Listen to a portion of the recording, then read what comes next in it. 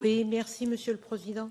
Je voudrais rappeler que nous sommes aujourd'hui la Journée internationale des réfugiés, que ce nombre de réfugiés a augmenté depuis l'année dernière de 3 millions, que les 2 tiers des personnes concernées, selon la terminologie du HCR, sont des Syriens, des Afghans, des Soudanais du Sud et des Somaliens.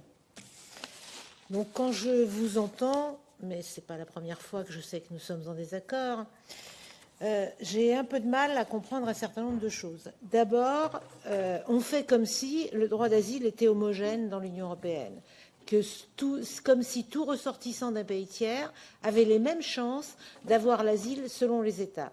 On sait que ce n'est pas le cas.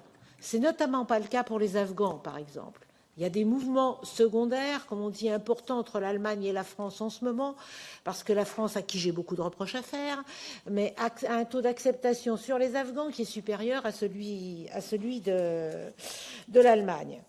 Donc je vous entends avec beaucoup de plaisir entendre que vous avez une préférence pour le retour volontaire.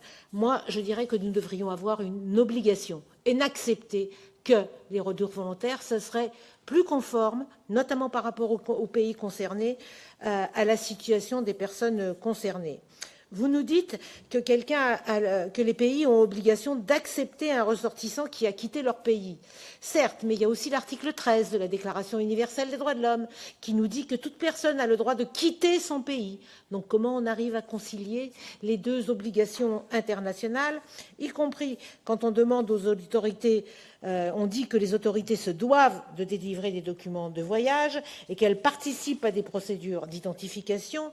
Je suis assez sceptique quand il s'agit d'Éthiopie et quand je sais que la police soudanaise est venue sur le territoire de mon pays identifier un certain nombre de ressortissants, qu'il y en a 250 qui ont été renvoyés de France vers le Soudan, dont un certain nombre ont été immédiatement torturés à leur retour. Donc je pense que nous dérivons de plus en plus, que nous nous félicitons aujourd'hui de voir le nombre de demandes d'asile diminuer sur le sol de l'Union européenne, le nombre de statuts de réfugiés diminuer également, que si c'est les indicateurs par rapport à ce qui se passe dans le monde, je pense que nous avons un vrai problème et que nous devrions tenir compte de la crise mondiale des réfugiés.